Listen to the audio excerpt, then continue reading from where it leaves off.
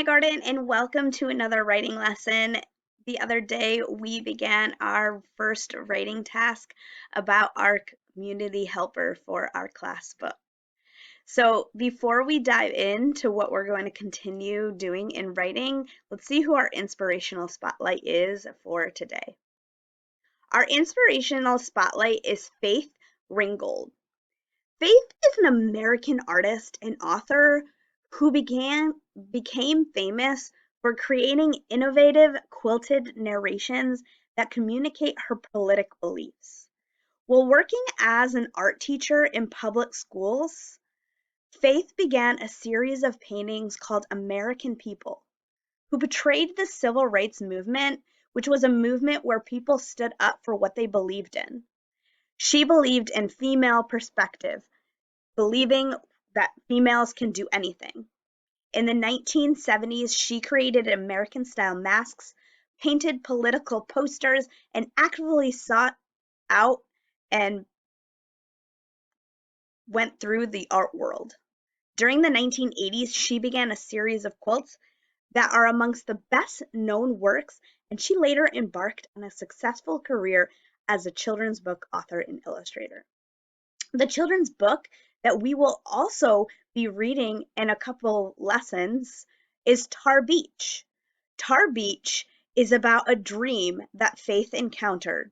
It's a dream adventure of an 8-year-old girl named Cassie Louise Lightfoot. She flies above her apartment building rooftop, and the Tar Beach, the title, is looking down on 1939 Harlem. I'm excited to be able to read Tar Beach in a couple of reading lessons in the future and know that Faith Ringgold continued to inspire people to do whatever she wanted to do. She was a painter, she was a writer, she was an artist, and she was also a teacher. Thanks for making sure that you always did what you wanted to do and showed your creative side, Faith. We're all excited to be able to read Tar Beach in a couple of reading lessons. Today in writing, we are going to continue to flex that informative writing skill and write from the plan that we made on Tuesday from our hamburger. But first, I have a question for you. Have you ever gotten a toy that came in pieces and you or someone else had to put it together? Did the toy come with a plan to show how to put it together? Your teacher's going to pause the video and you guys are going to talk about a toy that might have come in pieces and if you or someone else had to put it together.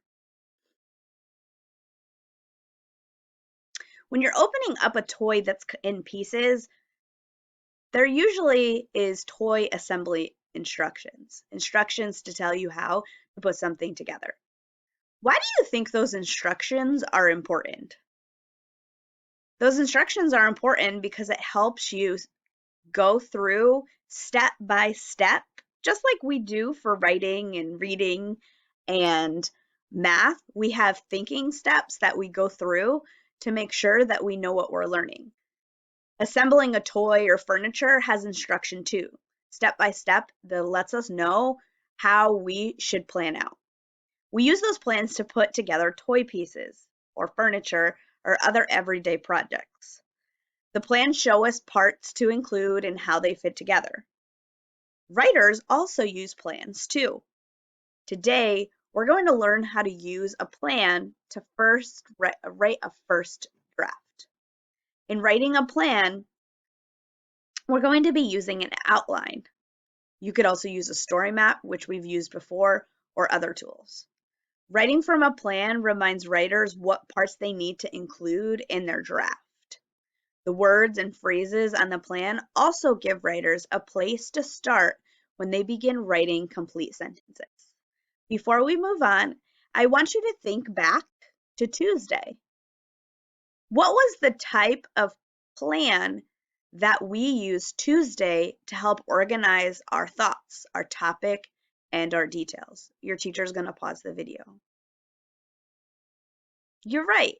We used our hamburger plan.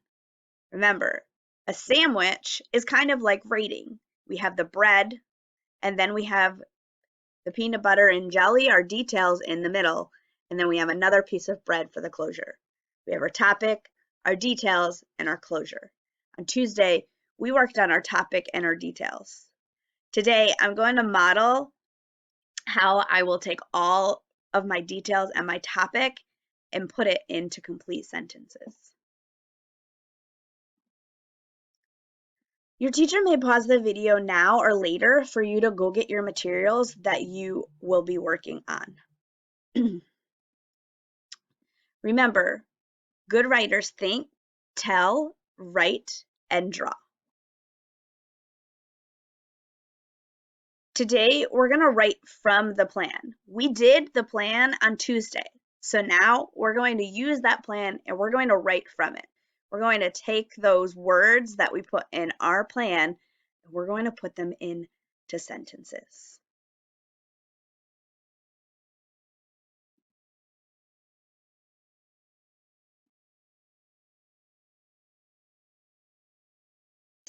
Let's look at the plan that we're using today. We all created our hamburger plan where we wrote our topic and we wrote our two details. Let me review my hamburger plan and your teacher then might pause the video for you to review yours. So I know my topic is crossing guard. Then my two details are help children cross road and a sign. This is how the crossing guard helps people, and this is the tool that a crossing guard uses. Remember, I pulled all of my information from the text. Your teacher might pause the video and have you review your topic and your details.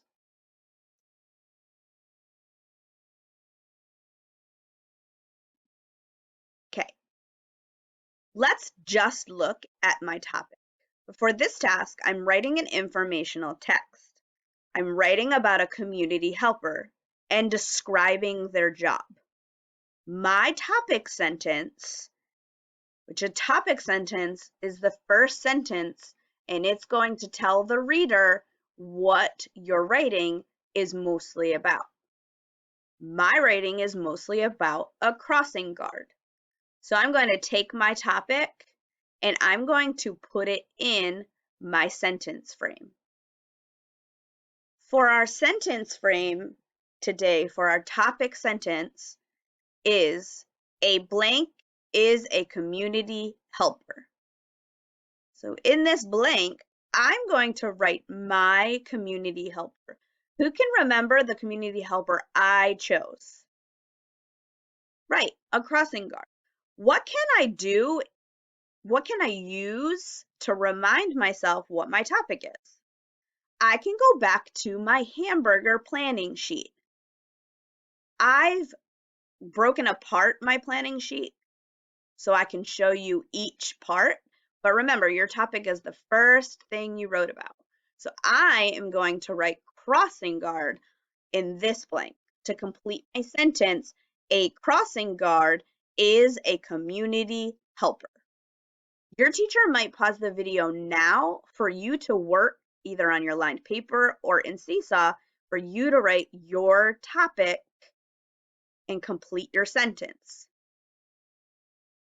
Now that I've completed my topic sentence, a crossing guard is a community helper, let's go to the next sentence. Move to the first detail. We know that I'm writing about a crossing guard. Now we need to complete a sentence about how my crossing guard helps the community. Our sentence is a blank helps blank. So my community helper is helping some way. Who remembers the detail that I found in the text that I wrote in my hamburger? Yeah, the detail I wrote in my hamburger is help children cross road. I know that my community helper is going to go here in the beginning of my sentence because that's who we're talking about. So I wrote crossing guard. So my sentence now says a crossing guard helps by blank. I see that in the sentence, it already prompts me with the word help. So I don't need to add that again from my detail. So I'm going to add Making sure children cross street. Street is another word for road. So now my sentence says, a crossing guard helps by making sure children cross street. Your teacher may pause the video now for you to add your first detail to the sentence. Now that we have our topic sentence, we have our first detail sentence, let's go to our second detail. We have been talking about crossing guards, and I want my second detail to go into a sentence frame that talks about the tool that a crossing guard uses. The detail that I pulled from the text helpers in my community was sign. The sentence frame we'll be filling in with our community helper in detail is a blank uses a blank. Notice this sentence has a capital letter and a period. However, it's not complete yet because I need to put my words in it. I know my community helper is going to go here because that's who we're talking about. All of our sentences are going to be talking about our community helper. A crossing guard uses. The word uses means that's what the community helper's tool is when they help the community, when they work in the community. A crossing guard uses a, I can go back to my hamburger plan to see the detail I pulled from the text. A crossing guard uses a sign. I added the word stop because I noticed when I went back to the text that he uses a stop sign. It's a little bit extra detail that I can add for my readers to know when they read my sentence. A crossing guard uses a stop sign. Your teacher may pause the video now for you to do your second sentence about your detail. Now I have all three sentences. Now I will reread my informative text to see if any parts or details are missing. These sentences are details that tell more about the topic sentence. Because this is an informative text, I'm writing information about community helpers. I'm not sharing my feelings or my thoughts. The writing prompt says to write 2 sentences about the work community helper does. And then the other 2 sentences are about 2 details. Good writers, as well as good readers, always go back and reread their work to make sure they're missing no detail and their sentences are complete. We're going to reread my sentences. A crossing guard is a community helper. A crossing guard helps by making sure children cross street. A crossing guard uses a stop sign. When rereading my sentences, I noticed that I used all of my details, all of my sentences let us know we're talking about a crossing guard, and I've put details, and there are no thoughts or feelings of my own. You may have worked on this throughout the entire lesson, and your teacher will give you more directions. However, in Seesaw, your activity is going to look just like what I worked on today. However, there's an extra piece. If you have extra time, try rewriting the sentences on the line. Until next time, bye Kipsters.